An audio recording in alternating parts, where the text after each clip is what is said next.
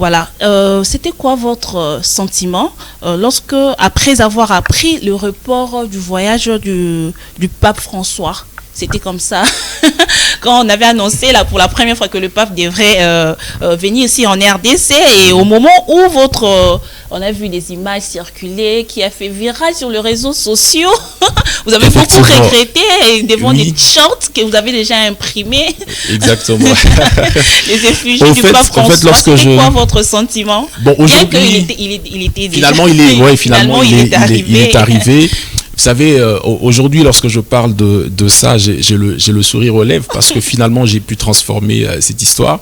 Mais c'était un choc. C'était un choc parce que, voilà, on avait prévu de gagner beaucoup d'argent, de faire des chiffres, justement.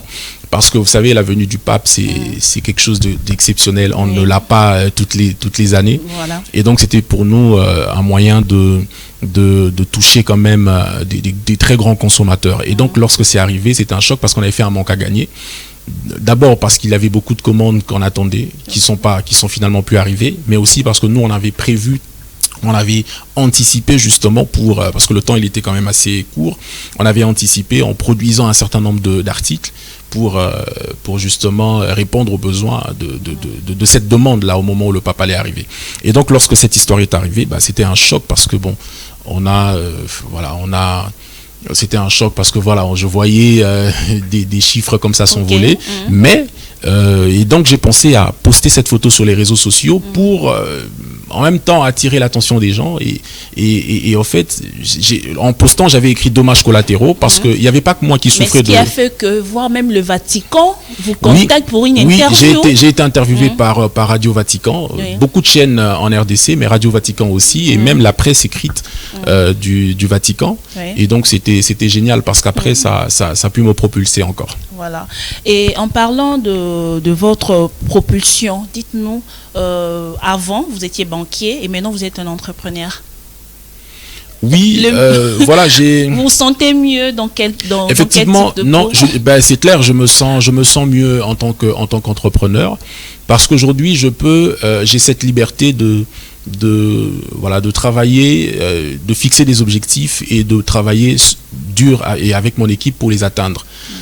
Tous les matins, lorsque je me lève, je me fixe un objectif. Je n'ai pas voulu rester dans un cadre où je savais tous les jours ce que j'allais faire exactement dans le travail que je faisais. C'est vrai que même lorsque je travaillais dans les banques et tout, j'avais quand même, tout n'était pas forcément programmé. C'est vrai que j'avais toujours cette liberté de créer des projets et tout le reste. Donc je dirais que j'étais déjà un entrepreneur en quelque sorte.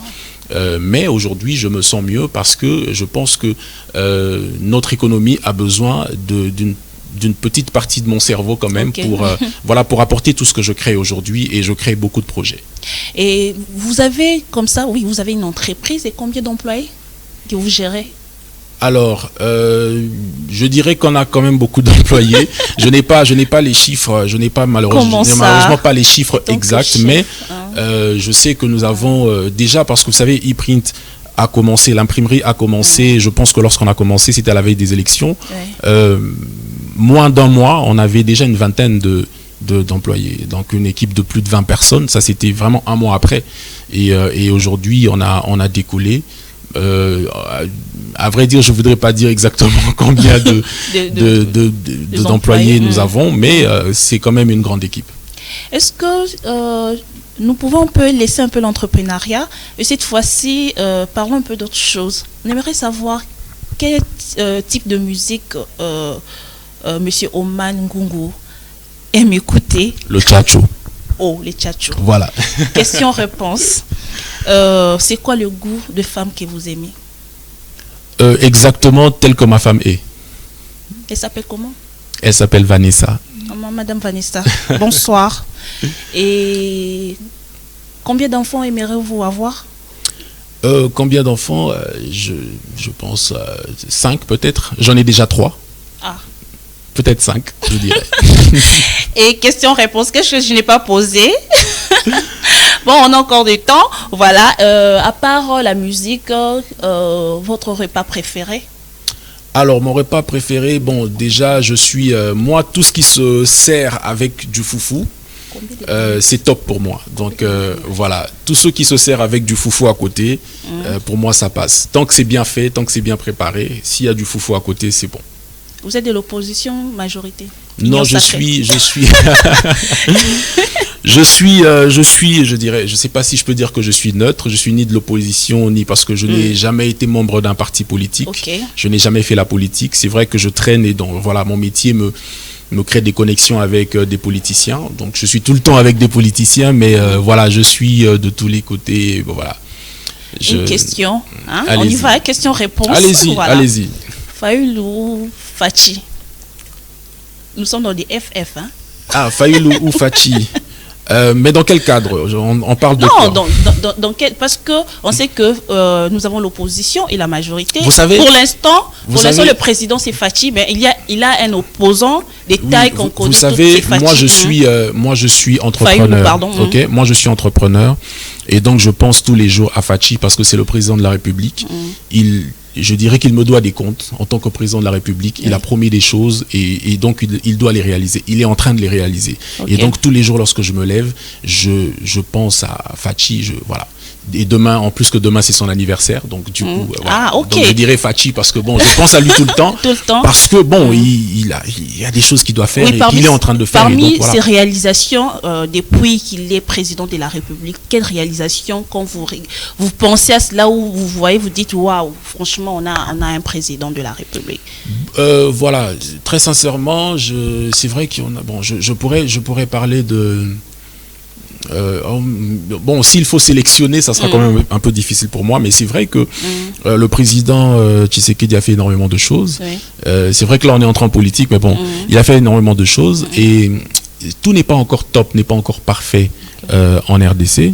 Mais vous savez, lorsqu'on suit un match de football par exemple, il est déjà arrivé que vous suivez un match de football, votre équipe a perdu, votre équipe perd, mais vous êtes quand même satisfait de la prestation de vos joueurs, de votre équipe. Vous perdez 4-3, mais le match avait commencé à 4-0. Vous remontez 3 buts, mais le match se termine malheureusement. Vous êtes quand même satisfait. Et donc je dirais que tout n'est pas encore parfait. Nous ne sommes peut-être pas encore l'Allemagne que le président a promis, mais il y a des choses qui sont en train de se faire. Et voilà, le mandat n'est pas terminé. Il y a quelques mois, il y a des miracles qui peuvent se faire. Les gens diront que je suis mesquin en parlant de miracles et tout ça, parce que voilà, le Congolais, on parle souvent de miracles, mais le travail est justement en train de suivre.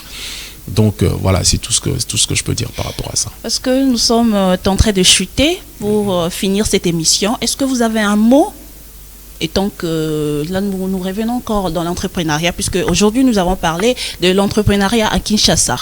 Un truc que peut-être vous n'avez pas soulevé sur ces plateaux? Bon, je dirais que je m'adresserai peut-être aux plus jeunes que moi, ou à ceux qui veulent se lancer dans l'entrepreneuriat. On a un sérieux problème. On a beaucoup de clichés sur l'entrepreneuriat et si vous posez la question à qui veut se lancer, il vous dira que le réel problème c'est le financement. Il n'y a pas de financement. Déjà, je pense que oui, il y a des fonds aujourd'hui que le président a créés, il y a des organisations comme ça. C'est vrai que les banques aujourd'hui n'ont pas de produits bien calqués sur un accompagnement réel pour les jeunes entrepreneurs, mais il y a plusieurs manières de débuter une entreprise. Et un exemple que j'ai souvent donné, c'est l'affiliation. Aujourd'hui, il est facile et très rapide pour un jeune de créer son entreprise en devenant affilié à une entreprise qui existe déjà. Et donc un programme d'affiliation, c'est simple, parce que de toute façon, personne ne refusera, va refuser, aucun entrepreneur, chef d'entreprise ne va refuser quelqu'un qui vient me dire, voilà, j'aimerais offrir les services que vous avez à des tierces personnes, et soit on partage des commissions, soit je majore les prix. Bref, il y a plusieurs manières de le faire. Et donc je dirais que il y a beaucoup de travail à faire, il y a beaucoup de secteurs dans lesquels on peut investir. Le plus important, c'est de se former et d'investir en soi. Voilà. Voilà, nous sommes arrivés à la fin de cette émission. Très chers fidèles téléspectateurs de Haute Facture, c'était pour moi un plaisir de présenter cette émission, et c'était un plaisir aussi de recevoir sur ces plateaux Monsieur Oman Ngungu, qui est tout simplement le DG des ePrint, imprimerie digitale. Quant à moi, je vous dis comme ça, retrouvez-moi prochainement. Au revoir.